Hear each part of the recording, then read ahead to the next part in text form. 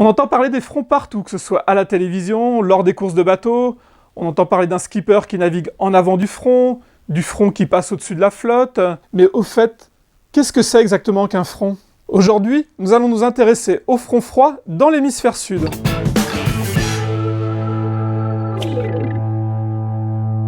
Alors pourquoi des fronts froids? Parce qu'au passage d'un front froid, c'est là qu'il y a les vents les plus violents et également les bascules de vent les plus importantes. Et pourquoi l'hémisphère sud? Vous avez tous entendu parler de la force de Coriolis, et avec la force de Coriolis, le vent tourne autour des dépressions et des fronts dans un sens différent dans l'hémisphère nord et l'hémisphère sud. Alors pour faire simple, hémisphère sud et front froid. On pourrait dire que le front froid, c'est l'endroit où l'air froid rattrape l'air chaud. On est donc à la jonction d'une masse d'air froid et d'une masse d'air chaud. Mais que se passe-t-il exactement quand l'air froid rattrape l'air chaud?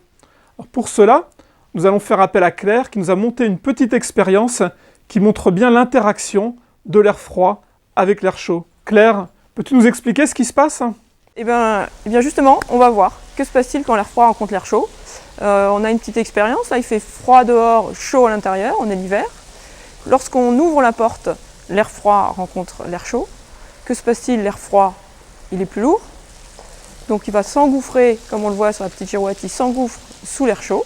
L'air chaud, plus léger, monte et à son tour va ressortir par le haut de la porte.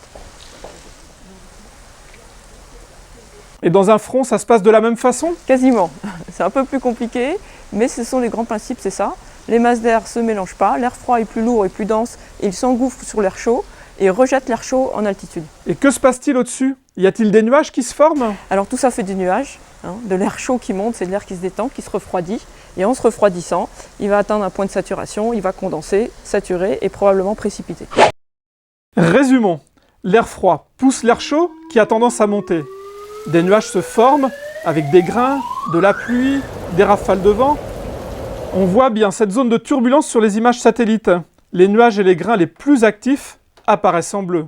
Le vent tourne en général brutalement au passage d'un front froid. La variation peut aller de quelques dizaines de degrés à plus de 90 degrés. On voit que les fronts sont matérialisés sur les cartes météo par une ligne bleue avec des petits pics sur l'avant. Et pour vous en souvenir, pensez au froid qui va vous mordre la peau ou qui va vous piquer la peau l'hiver. C'est pas très agréable.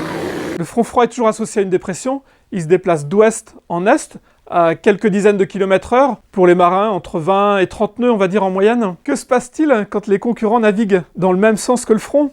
S'ils vont vite, ils vont se déplacer à peu près à la même vitesse. Ça va leur permettre de naviguer plusieurs jours de suite, parfois 5-6 jours comme lors du Vendée Globe pour les premiers bateaux. Et ils vont naviguer à la même vitesse que le front, dans le même système, avec un vent relativement stable, et donc à des vitesses très élevées, en faisant relativement peu de manœuvres. C'est plutôt cool pour les skippers. Mais n'oublions pas que quand le front va rattraper les concurrents, ce qui finit toujours par arriver, il va y avoir des grains, un gros changement de direction de vent et donc des manœuvres. Ça sera quand même beaucoup moins cool. Et puis ensuite, il faudra attendre le prochain front qui, espérons-le, emmènera les concurrents loin à nouveau. Si cette vidéo vous a plu, retrouvez-nous la semaine prochaine pour d'autres explications sur les systèmes météo que l'on retrouve tout autour de la planète.